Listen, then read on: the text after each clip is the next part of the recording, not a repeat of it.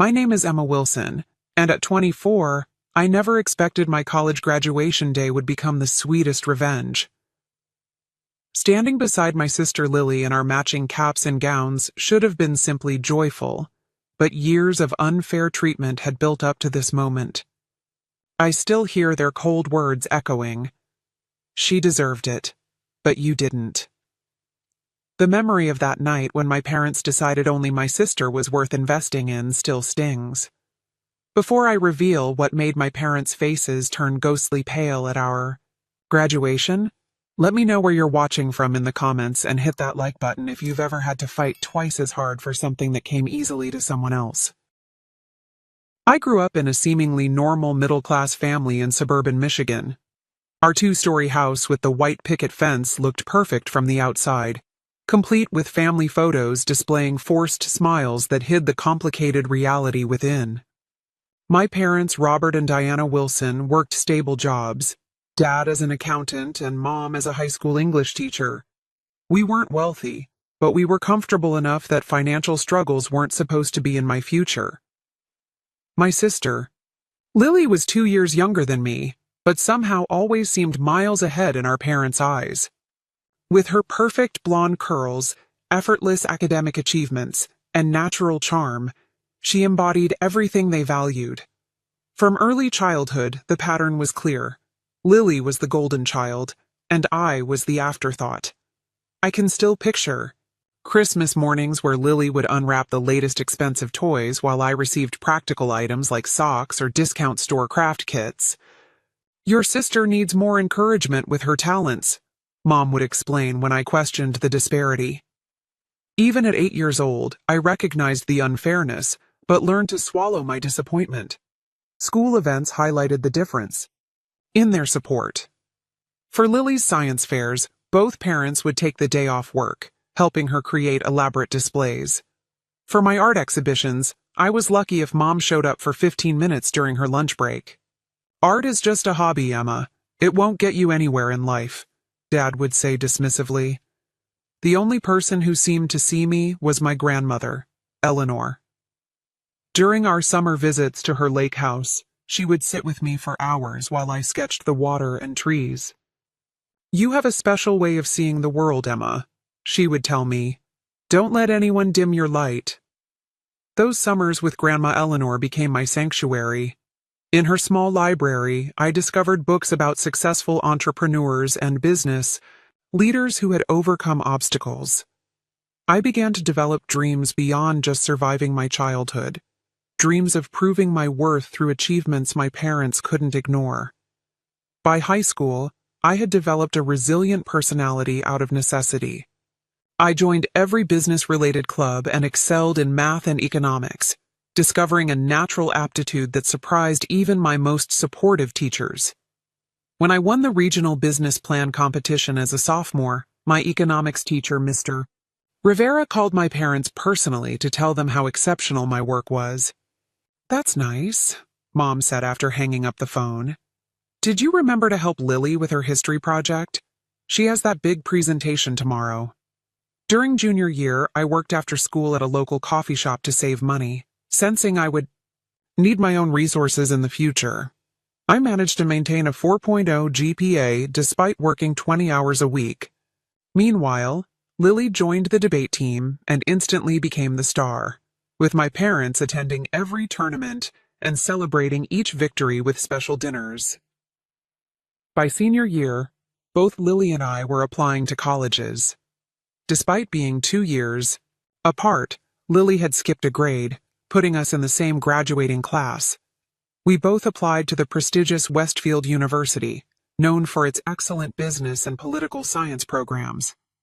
Against all odds, we both got acceptance letters on the same day. I still remember the excitement I felt, hands trembling as I opened that thick envelope. "I got in," I announced at dinner, unable to contain my joy. "Full acceptance to the business program." My father glanced up briefly from his phone. "That's nice, Emma." Minutes later, Lily burst through the front door waving her own acceptance letter. "I got into Westfield's political science program," she shrieked. The transformation in my parents was immediate. Dad jumped up from his chair. Mom rushed to embrace Lily. And suddenly dinner was abandoned for an impromptu celebration complete with champagne for the adults and sparkling cider for us. "We always knew you could do it," Mom gushed to Lily, seemingly forgetting I had announced the exact same achievement minutes earlier. 2 weeks later came the conversation that would change everything. We were having a family dinner, a rare occasion where everyone was present and phones were temporarily set aside. "We need to discuss college plans," Dad announced, folding his hands on the table. His eyes, however, were fixed solely on Lily. "We've been saving for your education since you were born. The Westfield tuition is steep, but we can cover it entirely so you can focus on your studies without worrying about money."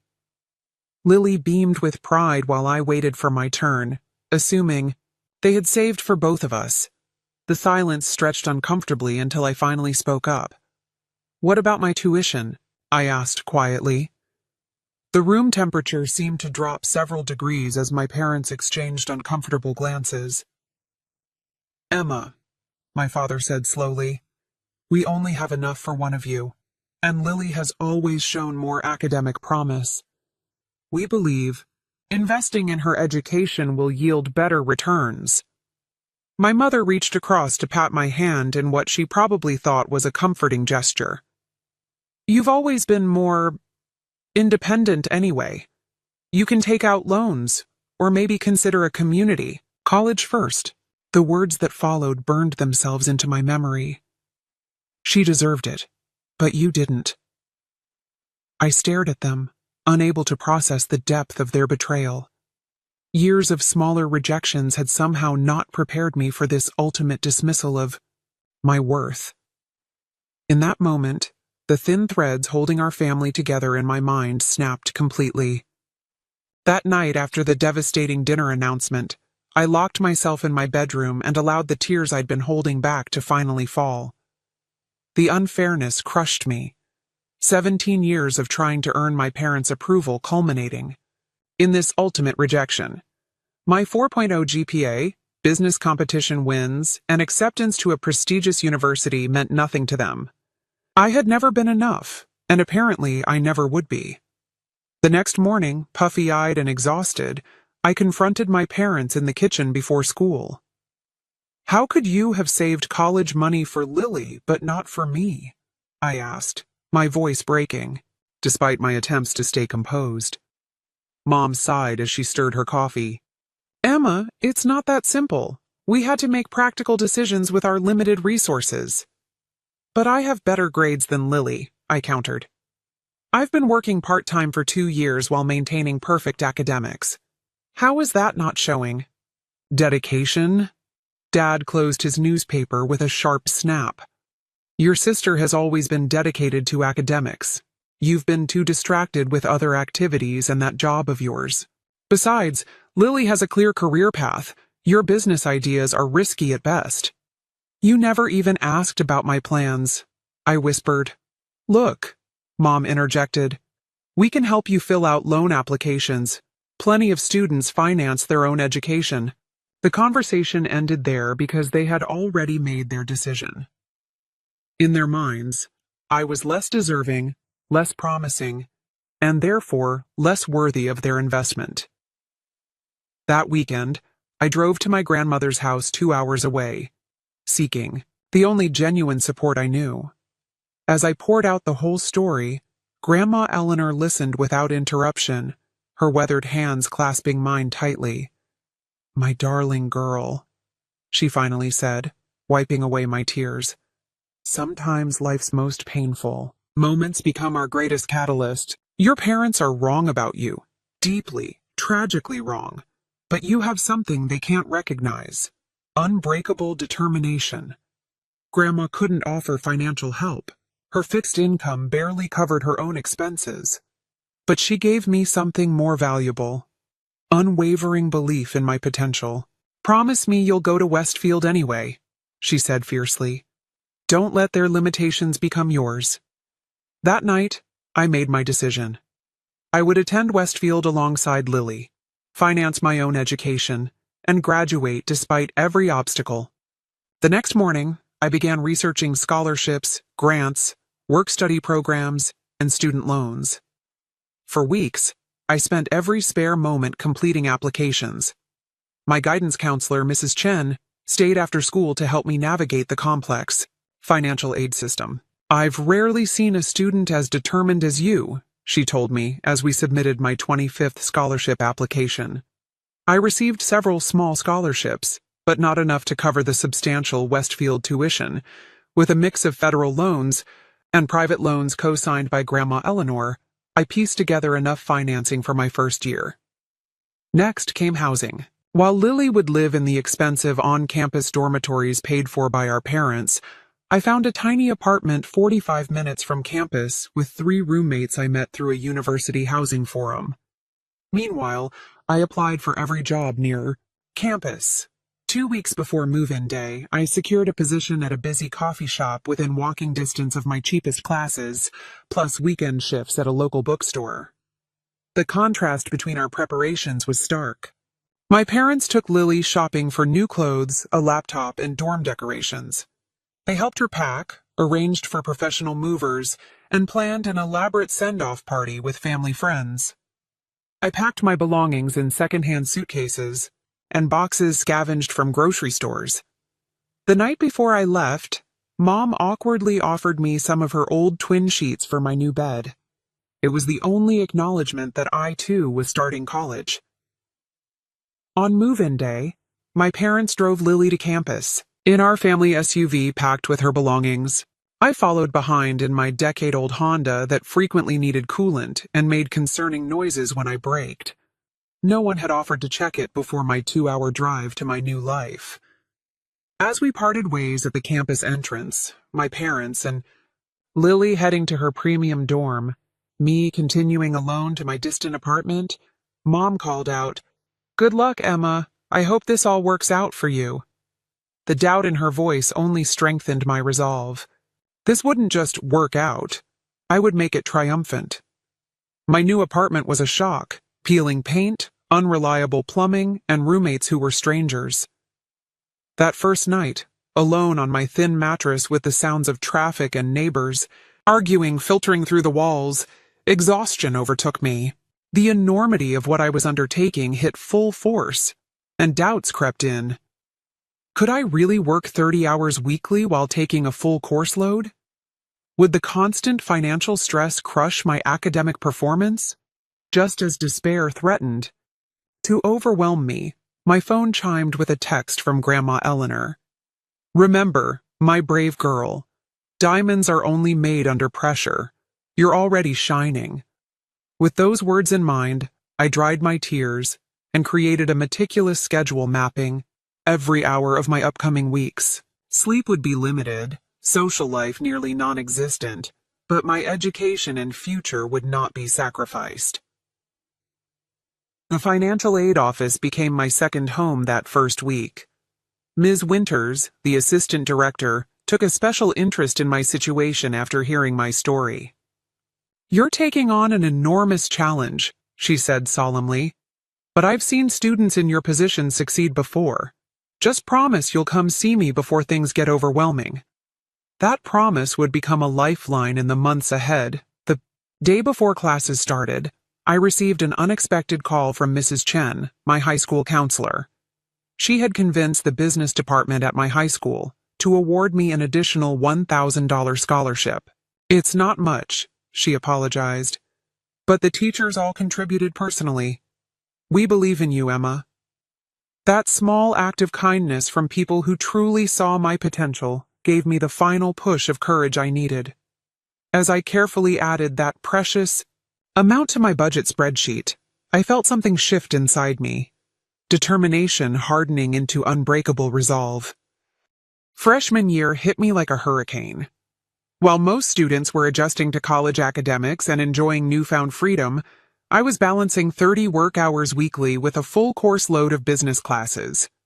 My typical day started at 5 in the morning with a 2-hour study session before rushing to my opening shift at the coffee shop. After classes, I'd head straight to my second job at the bookstore, often not returning to my apartment until after midnight. Sleep became a luxury I could rarely afford.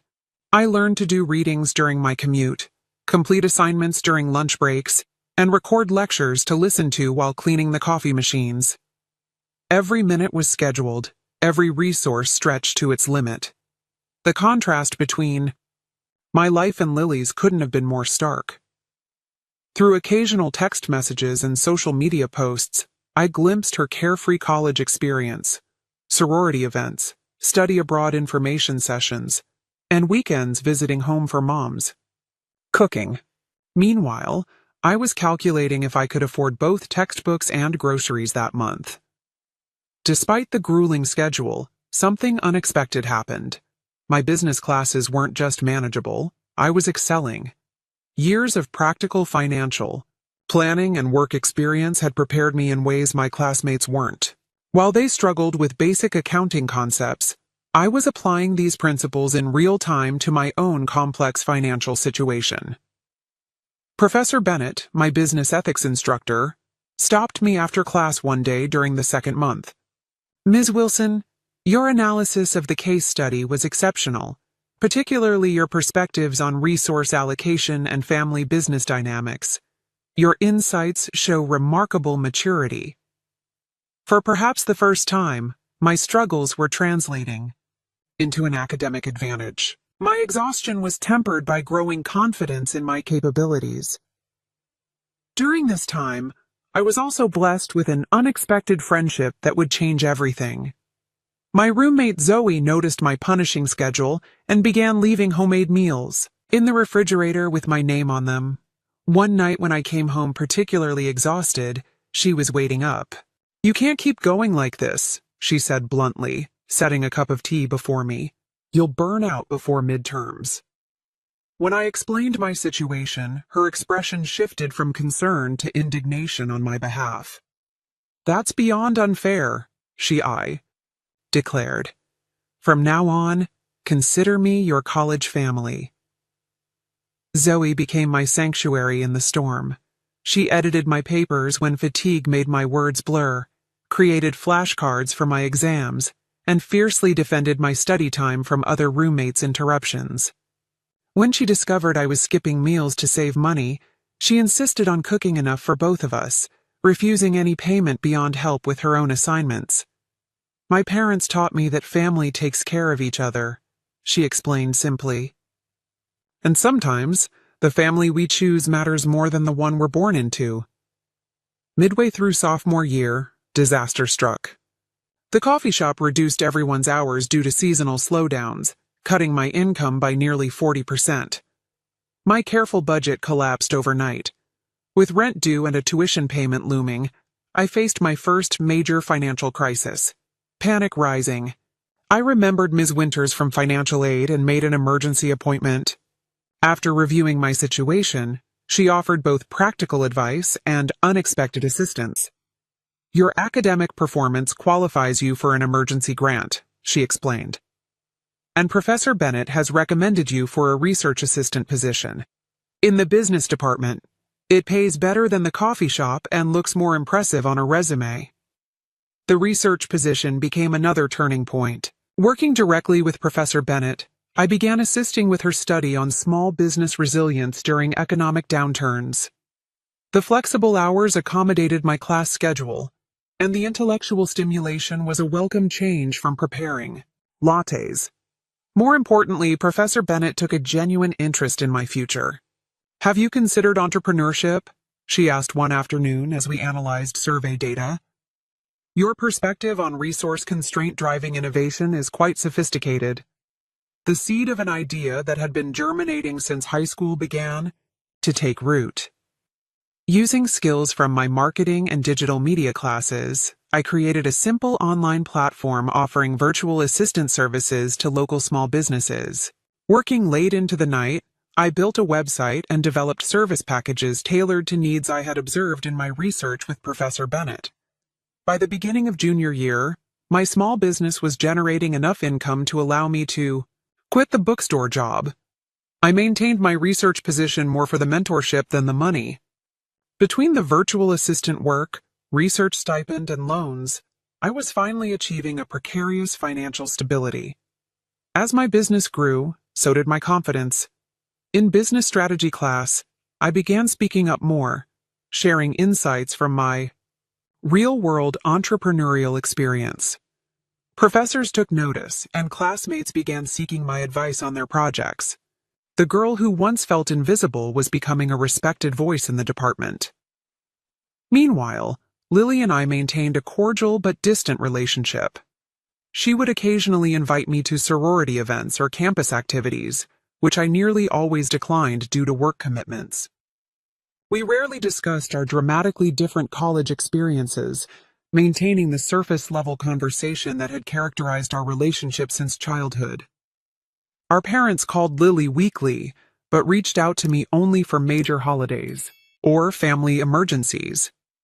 During one Thanksgiving break when I couldn't afford the trip home, Mom texted, "We miss you at dinner, but we understand you're busy with your projects."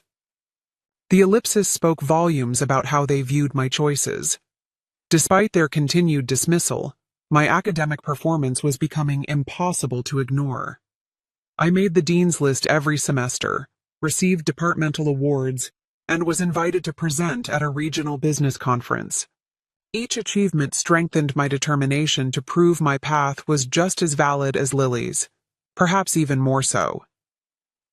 By the end of junior year, my virtual assistant business had evolved into a proper digital marketing agency serving clients across the state.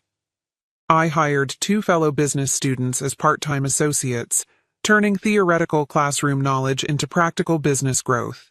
The business not only covered my living expenses, but generated enough profit to start repaying some of my smaller loans early.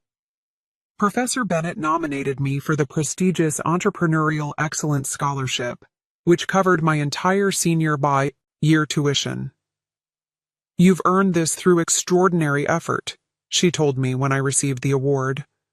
"Your story exemplifies the very entrepreneurial spirit this university was founded upon." For the first time since starting college, I felt the crushing weight of financial insecurity begin to lift. The future I had glimpsed in those books at Grandma Eleanor's house was materializing through my own determined efforts. What I didn't realize was that my success story was becoming quietly famous within the business department. As I focused on surviving and thriving, seeds were being planted that would bloom in a most unexpected way at graduation. Senior year arrived with a momentum I could scarcely have imagined when I first stepped onto Westfield's campus. My digital marketing agency had grown to serve 15 regular clients and employed 4 part-time student workers. The business was featured in a local entrepreneurship magazine, bringing a steady stream of new clients and establishing my professional reputation beyond the university. Meanwhile, my academic performance had positioned me among the top students in the business school. Professor Bennett approached me in October with an unexpected opportunity. "The National Collegiate Business Innovation Competition is accepting entries," she said, sliding a brochure across her desk. "The grand prize includes $50,000 in business funding and national industry exposure. I think your agency, model specifically targeting rural small businesses, has a genuine shot." With her mentorship, I spent weeks refining my business plan and practicing my pitch. After 3 rounds of increasingly competitive judging, I made it to the final round scheduled for April, just 1 month before graduation.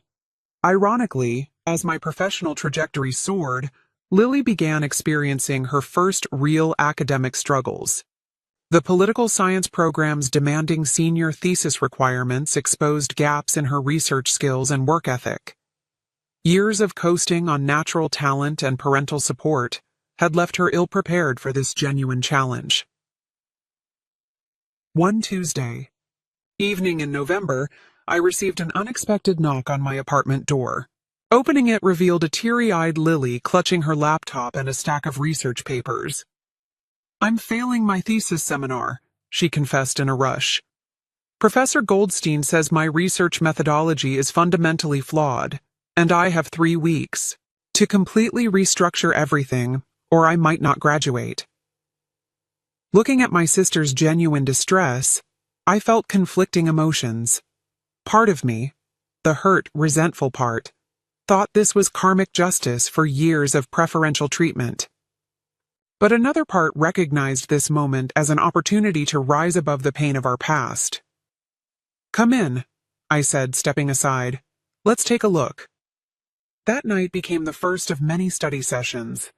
Through helping Lily, I discovered that my years of self-directed learning and rigorous time management had given me skills my sister never developed. My research experience with Professor Bennett proved invaluable as I guided Lily through proper academic methodology. As we worked together, something unexpected happened. We began to talk, really talk, for perhaps the first time in our lives. "How? Do you do it all?" Lily asked one night as we took a break. "Your business, perfect grades, research position.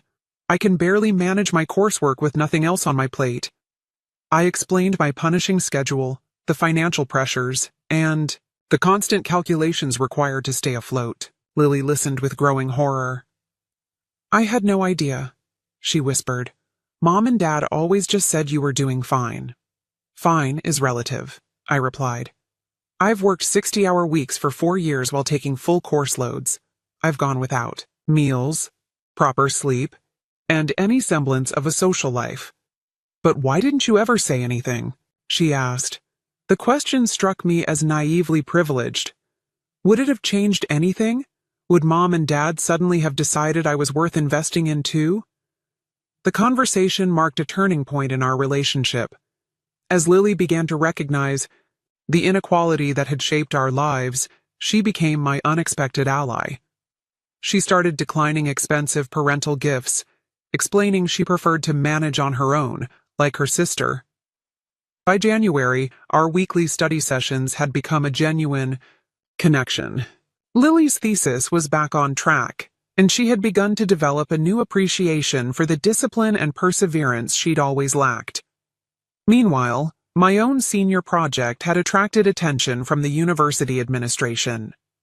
Dean Rodriguez, head of the business school, invited me to her office in February. "Your journey at Westfield has been extraordinary," she began. "From financing your own education to building a successful business while maintaining academic excellence, it's precisely the kind of success story we want to highlight." She explained that the university selected one exceptional student annually to deliver a short address at graduation. "We would like you to consider representing the business school this year," she said. "Your story embodies the entrepreneurial spirit and determination we aim to instill in all our graduates." The opportunity to speak at graduation, to publicly claim my achievements before my parents and the entire university community, felt like the culmination of everything I had worked toward. I accepted immediately. What I didn't know was that Dean Rodriguez had more planned than just a student address. The details would remain confidential until the ceremony itself. As April approached, the business competition became my focus. My presentation to the judges incorporated everything I had learned about resilience, resource optimization, and creating value from constraint. When the panel announced my victory, I felt a validation that transcended the prize money and publicity. I had transformed my greatest challenges into my competitive advantage. The university newspaper ran a front-page story about my win, featuring a photo of me accepting the oversized check and trophy. I sent a copy to Grandma Eleanor, who called me sobbing with pride. "I always knew you were extraordinary," she said. "Now everyone else knows it too." My parents, notably, did not mention the article or the award.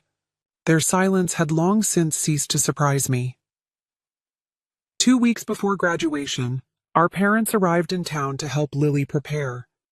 They rented a large house for the extended family coming to celebrate and planned an elaborate party for after the key ceremony. I received a perfunctory invitation that made clear I was an afterthought. "We assumed you'd be busy with work," Mom explained when I mentioned being excluded from the family dinner the night before graduation. "But you're welcome to join if you can make it." The dismissal stung, but less sharply than it once would have. My worth was no longer tied to their recognition. The day before graduation, Grandma Eleanor arrived with a special gift. a custom graduation stole embroidered with words that had sustained me through the darkest times. Diamonds are made under pressure. Wear this proudly, she said, eyes shining. You've earned every thread. That evening, during the graduation rehearsal, Dean Rodriguez pulled me aside with a conspiratorial smile. Everything is arranged for tomorrow, she said. Just be prepared for a slightly extended introduction before your speech. When I asked what she meant, she merely winked. Some surprises are worth waiting for. Later that night, the extended family gathered for dinner at an upscale restaurant downtown. Aunts, uncles, cousins, and grandparents crowded around tables pushed together to accommodate everyone. My parents held court at the center, regaling everyone with stories of Lily's accomplishments and post-graduation plans. My mother's brother, Uncle Jack, eventually interrupted. What about Emma? I heard she won some big business competition. Father waved dismissively. Oh, Emma's been busy with her little side projects. Very entrepreneurial, our Emma. The patronizing tone made clear that in his mind, my achievements remained secondary to Lily's traditional academic success. I caught my sister's eye across the table and saw her visible discomfort. After dinner, Grandma Eleanor cornered my parents in the restaurant lobby. Though I couldn't hear the conversation, the tense postures and my father's defensive gestures told me she was taking them to task for their continued dismissal of my accomplishments. As I returned to my apartment that night, I felt strangely calm.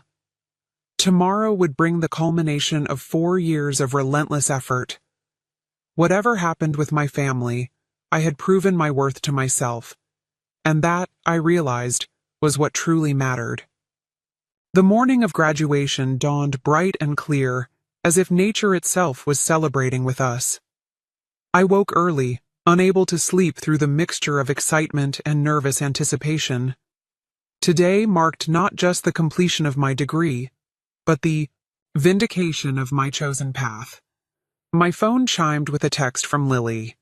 Good morning, graduate. See you at the robing area. So proud to be walking with you today. The simple message reflected how far our relationship had evolved.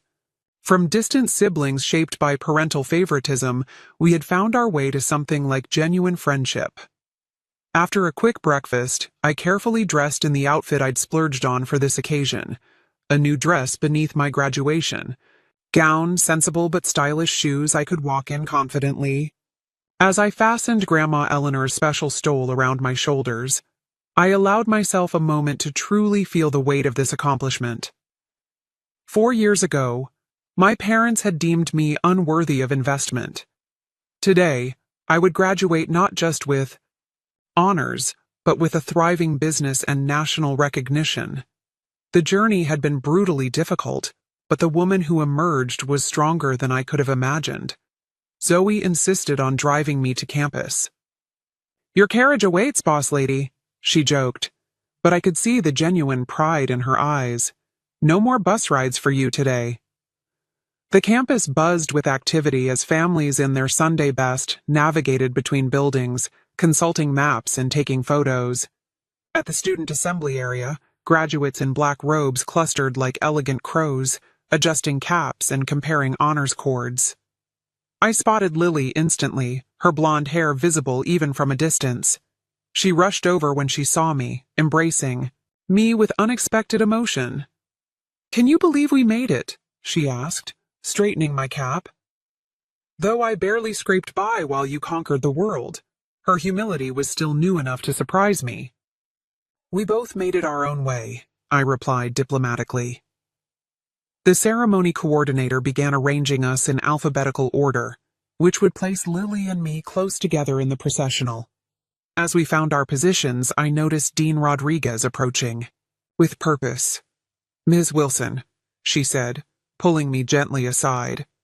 Just confirming our arrangement. After the conferring of degrees, the president will announce special recognitions. You'll be called up first for your address, and then... She lowered her voice.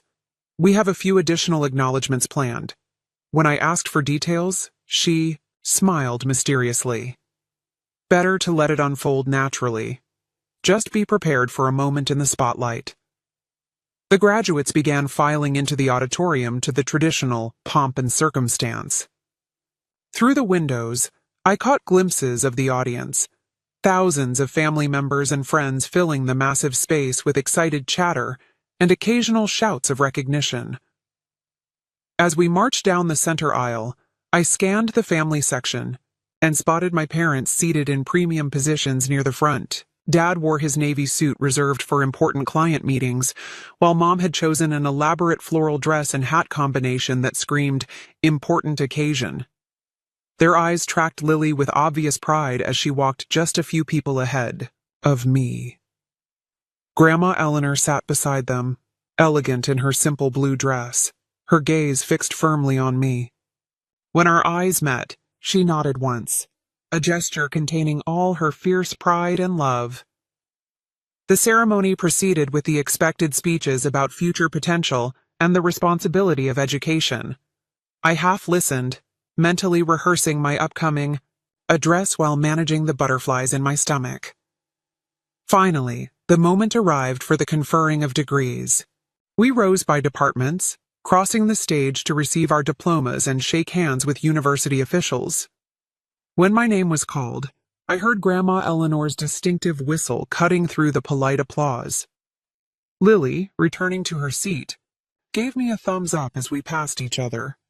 After the degrees were conferred, University President Harlow approached the podium again.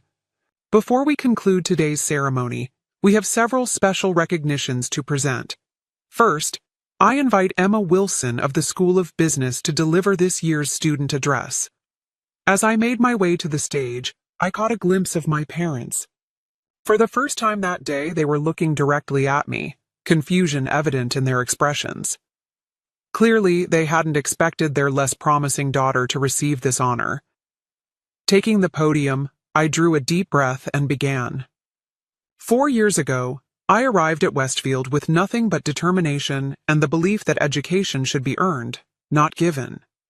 Today, I stand before you having worked 30 hours weekly while maintaining a full course load, building a successful business that employs fellow students, and graduating with highest honors. I spoke about resilience, about finding strength in adversity, and about redefining success on your own terms. Without directly mentioning my parents, I addressed the pain of being underestimated and the power of proving skeptics wrong. The greatest gift of my Westfield education wasn't found in textbooks or lectures, though those were valuable. It was discovering that limitations placed upon us by others need not become our own limitations. Each of us has the capacity to transcend expectations and create our own definitions of success. As I concluded my speech to enthusiastic applause, President Harlow returned to the microphone. What happened next would forever change the dynamics of my family. Thank you, Ms. Wilson, for those inspiring words. And now, I have the distinct pleasure of announcing several special recognitions that exemplify the excellence we strive for at Westfield. He paused dramatically, glancing down at his notes. First, the faculty of the School of Business has unanimously selected Emma Wilson as this year's valedictorian, graduating with a perfect 4.0 GPA while simultaneously building a business now valued at over 6 figures. A murmur of appreciation rippled through the crowd. I stood frozen beside the podium, not having expected this public acknowledgement. Additionally, the president continued, Ms. Wilson is this year's winner of the National Collegiate Business Innovation Competition, bringing unprecedented recognition to our university's entrepreneurship program. The audience's applause grew stronger. I dared a glance toward my parents and saw their expressions shifting from confusion to shock. What many of you may not know, President Harlow went on, his voice carrying clearly through the silent auditorium, is that Ms. Wilson accomplished these extraordinary achievements while fully self-financing her education, working multiple jobs, building her business, and maintaining academic excellence without any family financial support. The revelation sent a visible ripple through the audience. Parents looked at each other with expressions ranging from disbelief to admiration. In recognition of her extraordinary journey, I am pleased to announce that Ms. Wilson has been offered a position with Alexander Global Consulting, one of the nation's premier business strategy firms.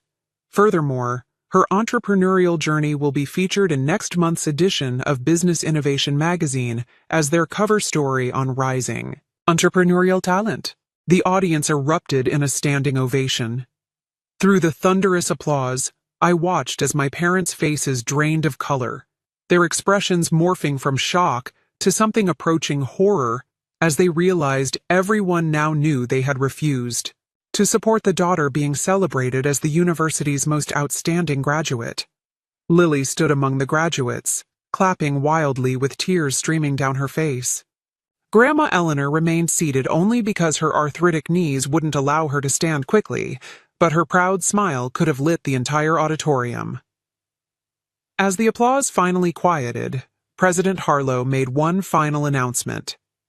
In honor of Ms. Wilson's extraordinary example, the University Board has established the Emma Wilson Resilience Scholarship, providing financial assistance to students demonstrating exceptional determination in overcoming obstacles to their education. The symbolic victory was complete. Not only had I succeeded despite my parents' lack of faith, but my name would be permanently associated with supporting others facing similar challenges. As I returned to my seat amidst continued applause, Lily grabbed my hand and squeezed it tightly. "You are amazing," she whispered fiercely. "And they were so wrong about you." The remainder of the ceremony passed in a blur. When it concluded, graduates scattered to find their families among the dispersing crowd. I saw my parents standing, awkwardly with Grandma Eleanor, their usual confident postures replaced by uncomfortable stiffness. Several professors and classmates stopped me to offer congratulations, delaying my approach to the family gathering. When I finally reached them, my father attempted a jovial tone that rang hollowly against the tension. "Well, this was quite a surprise," he said, his smile not reaching his eyes. "You've been holding out on us, Emma." The casual dismissal of all, my hard work, as if I'd merely been keeping secrets rather than struggling while they ignored me, might once have devastated me. Now, it barely registered. "Not at all," I replied coolly. "I've been exactly who I've always been. You just weren't paying attention." Before they could respond, Lily stepped forward and put her arm around my shoulders in a clear display of solidarity. "Everyone's talking about Emma's speech and accomplishments," she announced loudly enough for nearby families to hear. "Isn't it amazing how she managed to achieve all this without any support? I can't imagine how much more she could have done. If she'd had the same advantages I did." Our mother flinched visibly at the public acknowledgement of their favoritism. Nearby, Uncle Jack and several other relatives watched the interaction with newly critical eyes. "Perhaps we should continue this conversation at home," Dad suggested tersely, clearly uncomfortable with the public scrutiny. "Actually," I replied, "I have a celebration with my business team and mentors this afternoon. They've been my real support system these past 4 years, and I wouldn't miss it for anything." Grandma Eleanor stepped forward then, taking my hand, in her gnarled one. "I'm coming with you," she declared. "I want to meet these wonderful people who recognized what your own parents couldn't see." The blunt statement hung in the air between us. For perhaps the first time, I saw a genuine regret flash across my mother's face. "We're very proud of you, of course," she attempted weakly. "Thank you," I replied with dignified grace. "But I've learned that external validation isn't necessary for success. Today isn't about gaining your approval, it's about celebrating the journey I made without it." As Grandma Eleanor and I turned to leave, Lily made a quick decision. "I'm coming too," she announced, stepping away from our parents to join us. The sight of their 2 daughters walking away, both having outgrown the constraints of their expectations in different ways, left my parents standing alone amidst the celebrating families, their carefully constructed narratives about their children visibly crumbling before the undeniable truth. The scene at the post-graduation celebration in the business school atrium could not have been more different from the tense family interaction earlier. Professor Bennett had arranged an elegant reception for faculty, outstanding graduates, and industry partners. Crystal punch bowls, elegant hors d'oeuvres, and congratulatory banners created a genuinely celebratory atmosphere. Lily looked around with wide eyes as we entered. "This is so different from the political science reception," she whispered. "Everyone seems to actually know each other." "The business department became my home," I explained. "These people saw me, really saw me, when our parents couldn't." Zoe rushed over immediately, engulfing me in a tight hug before introducing herself to Grandma Eleanor and Lily. "I've heard so much about both of you," she said warmly. "The supportive grandmother and the sister who finally woke up." Lily blushed but accepted the gentle teasing good-naturedly.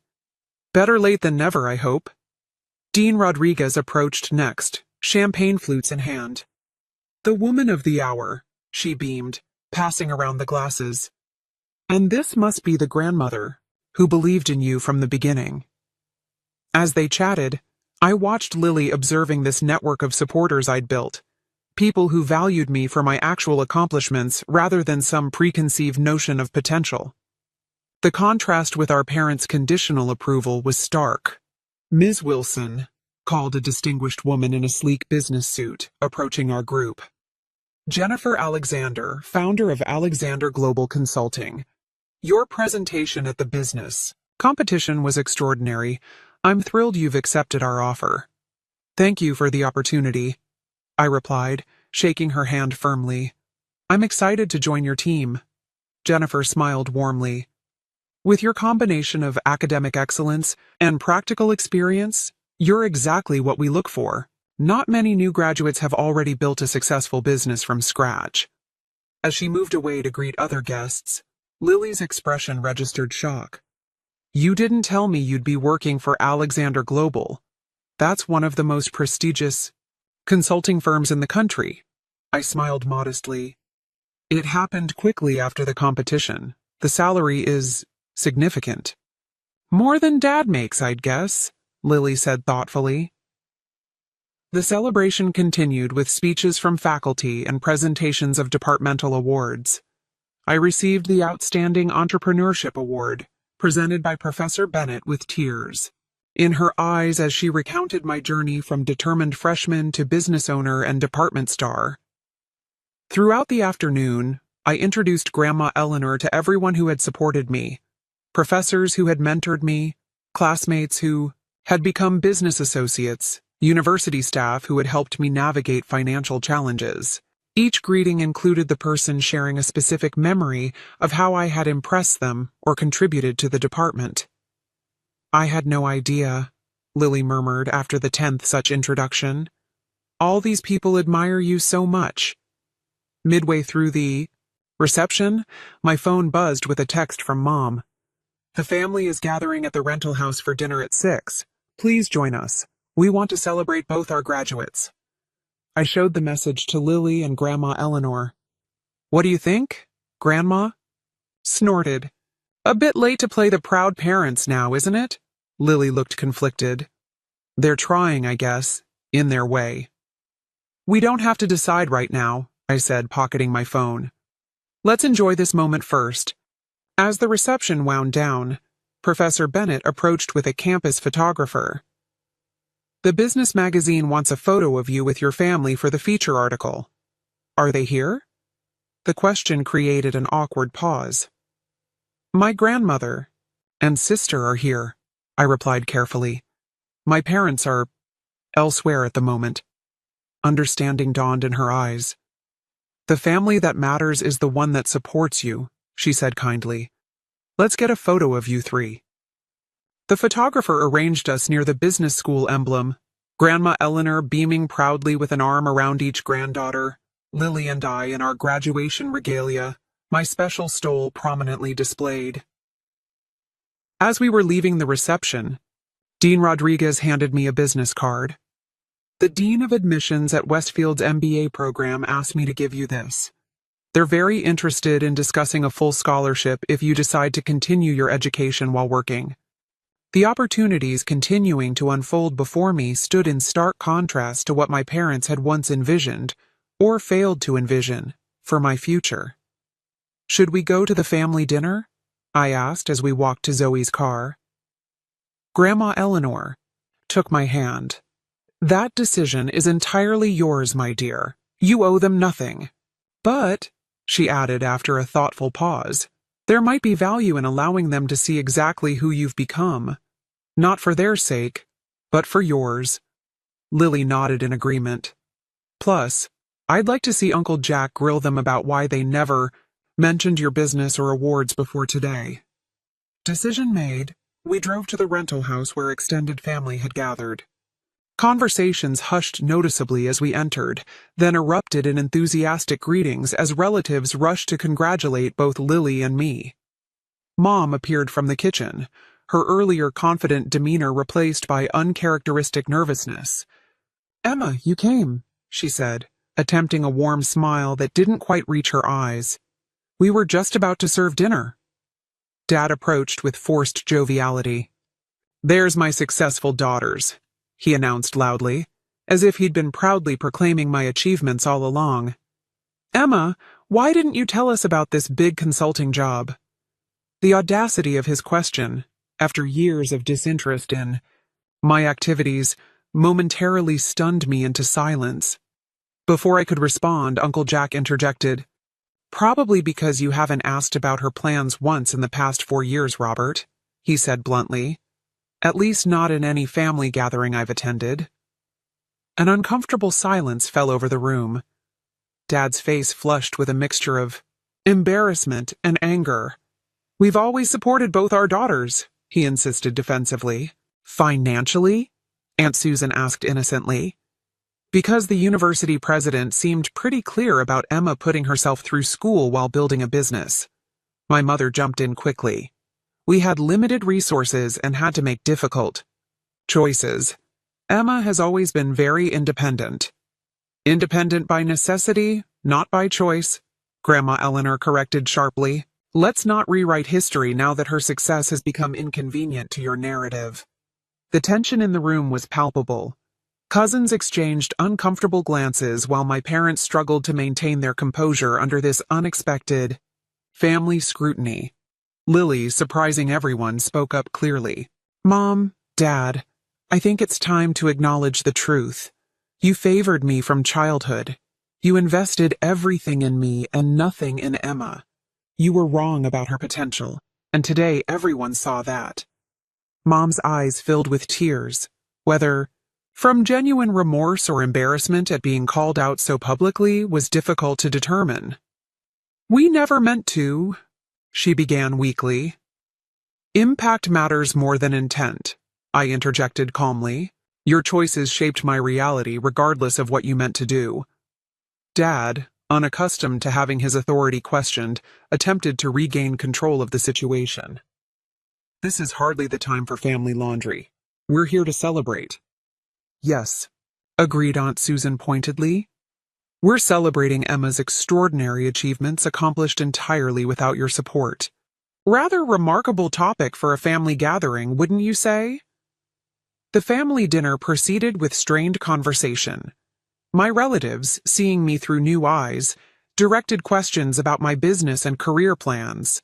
With each accomplishment I described, my parents' discomfort visibly increased as the magnitude of what they had dismissed became clearer. By the time dessert was served, the family dynamics had shifted noticeably. Where my parents had always been the authoritative center of family gatherings, their judgment now stood questioned. The daughter they had deemed less worthy had proven herself exceptional by any objective measure, undermining their credibility entirely. As the evening concluded, relatives departed with warm congratulations and, in several cases, business cards and offers of professional connections. The extended family's recognition and support, though belated, felt genuinely validating. When only immediate family remained, Dad attempted a conciliatory gesture. Emma, your mother and I have been discussing, and we'd like to help you with the security deposit on an apartment near your new job, as a graduation gift. The offer, so small compared to 4 years of tuition they had provided Lily, would once have meant everything to me. Now, it felt almost offensive in its inadequacy. Thank you, but that won't be necessary, I replied evenly. My starting salary at Alexander Global will be $90,000 annually, plus performance bonuses. My housing is quite secure. The figure, substantially more than my father currently earned, landed like a physical blow. His expression cycled through shock, disbelief, and finally a grudging recognition that the daughter he had dismissed had surpassed his own achievements. Well, he said finally, struggling to maintain composure, you've certainly proven yourself capable. Yes, I agreed simply. I have. Not that I needed to prove anything to anyone but myself. As we prepared to leave, Lily pulled me aside. I'm staying with Grandma Eleanor for a few days before moving to my new apartment.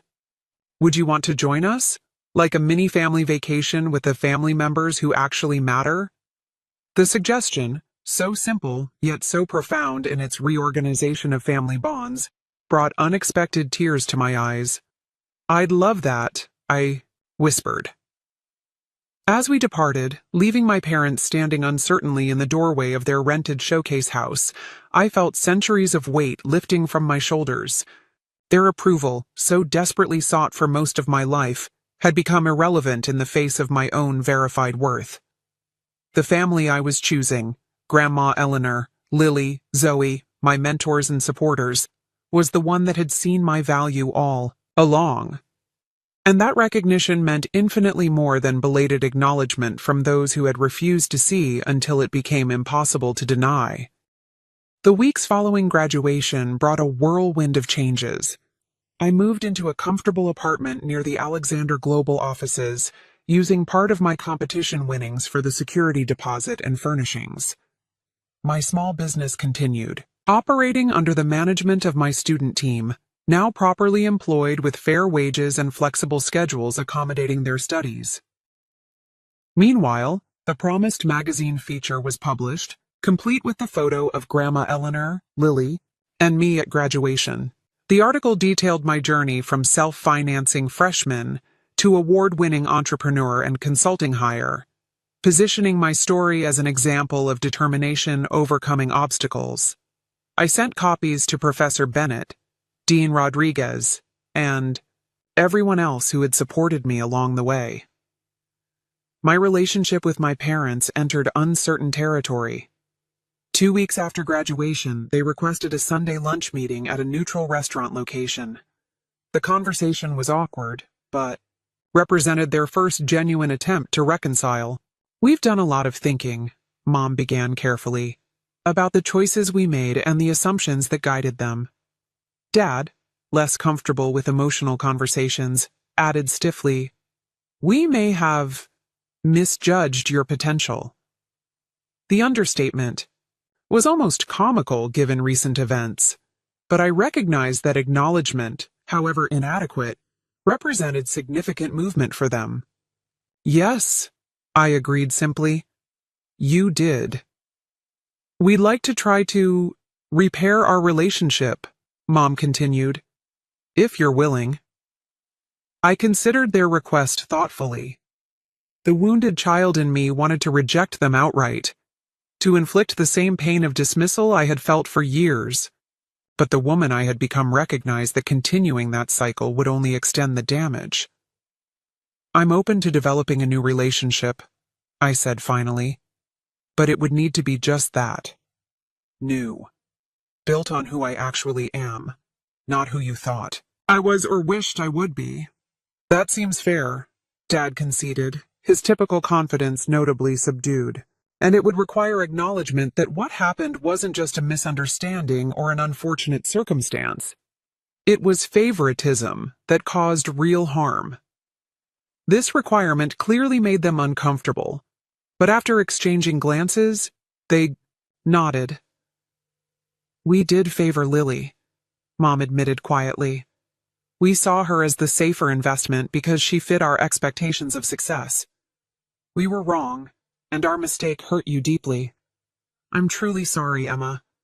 The genuine accountability, while imperfect, was more than I had expected. It opened a door to possible reconciliation, though the path forward would be neither quick nor easy. Over the summer, I began my position at Alexander Global while maintaining regular contact with Lily and Grandma Eleanor.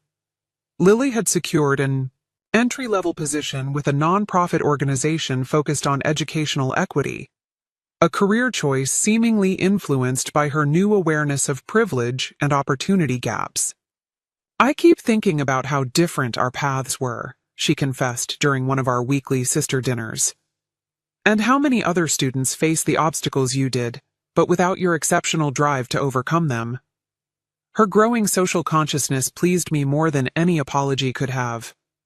My sister was evolving beyond the golden child identity our parents had constructed for her, developing genuine empathy and purpose. By autumn, I had settled into a productive rhythm with my consulting work while continuing to oversee the digital marketing agency. My first performance review brought praise from senior partners and an unexpected bonus. Financial security, that elusive condition I had chased for years, was finally mine. During a weekend visit to Grandma Eleanor's lake house, she presented me with a small wooden box while we sat on her porch watching the sunset. I've been saving this for the right moment, she explained. Inside was a delicate silver bracelet. This was given to me by my grandmother when I finished school, she said. She told me it was a reminder that a woman's worth comes from within, not from others' assessment. I've held it all these years for a granddaughter who would truly understand its significance. As she fastened it around my wrist, she added, Your journey has been harder than it should have been, Emma. But the woman you've become through that struggle is extraordinary in ways an easier path might never have revealed. Her words crystallized something I had been feeling but struggling to articulate. That while the unfairness I experienced wasn't justified, the strengths developed through that adversity had become integral to my identity and success. On the 1-year anniversary of graduation, I used a portion of my savings and business profits to establish the first-generation achievement scholarship at Westfield University. Unlike traditional scholarships focused solely on academic metrics, this fund specifically supported students demonstrating extraordinary determination in overcoming family or financial obstacles. The selection committee should consider not just where students are, but what they've overcome to get there, I instructed when finalizing the endowment details. The first recipient, a young woman working 2 jobs while studying accounting and caring for her younger siblings, reminded me powerfully of myself. The difference was that now she would have the support I had lacked. My parents, gradually earning limited trust through consistent effort, attended the scholarship announcement ceremony. As they listened to my speech about creating opportunity, ladders for others to climb, I noticed something new in their expressions. Not just regret for past mistakes, but genuine pride untainted by comparison or condition. You've created something meaningful, Dad acknowledged afterward, the closest he had come to expressing genuine admiration. Mom added more directly, You've become someone who turns her own pain into purpose. That's rare and valuable. While these small recognitions mattered, I had learned perhaps the most important lesson of my journey. External validation, even from parents, was ultimately secondary to internal conviction. My worth hadn't changed when they finally acknowledged it. Their perception had simply caught up to the reality that had been there all along. Lily and I continued strengthening our authentic sisterhood, untangling it from the comparative framework our parents had created. During a Saturday hiking trip, she asked the question that had clearly been on her mind for some time. Do you think you'll ever fully forgive them? I considered this carefully as we reached a scenic overlook. Forgiveness isn't a single decision, I replied finally. It's an ongoing process of releasing the expectation that the past could have been different. I don't think I'll ever forget being told I wasn't worth investing in, I continued honestly. But I'm working toward not letting that moment define my relationship with them going forward. That's the forgiveness I'm capable of right now. Lily nodded thoughtfully. For what it's worth, their greatest loss was not knowing who you really were all those years. As I looked out over the vast landscape below us, I reflected on the journey that had brought me here. From the devastated teenager hearing, "She deserved it, but you didn't," to the accomplished professional creating opportunities for others. The transformation wasn't just in my circumstances, but in my fundamental understanding of self-worth. The real victory wasn't proving my parents wrong, though that satisfaction was undeniable. The deeper triumph was discovering that their assessment had never actually defined me. I had always been capable, valuable, and worthy of investment. Their failure to see it reflected their limitations, not mine. Perhaps that's the most powerful realization for anyone who has been underestimated or dismissed. Your value exists independently of others' ability to recognize it. The opinions that limited you speak to the imagination deficits of others, not to your inherent potential. In the end, being underestimated became my greatest advantage. It forced me to develop resilience, self-reliance, and determination that served me long after the initial injury had healed. The very qualities my parents failed to nurture became the foundation of a success they couldn't have envisioned. Not because I wasn't capable, but because their vision was too limited to encompass who I could become. Have you ever been underestimated by someone whose opinions seemed to define your worth? How did you find the strength to prove them wrong? Or, more importantly, to prove your value to yourself? Share your story in the comments below, and don't forget to like and subscribe if this journey of overcoming family expectations resonated with you. Remember, sometimes those who believe in you the least can motivate you the most, not to earn their approval, but to discover just how far beyond their limited vision you can truly soar. Thank you for joining me on this journey, and I hope my story inspires you to recognize your own inherent worth, regardless of who fails to see it.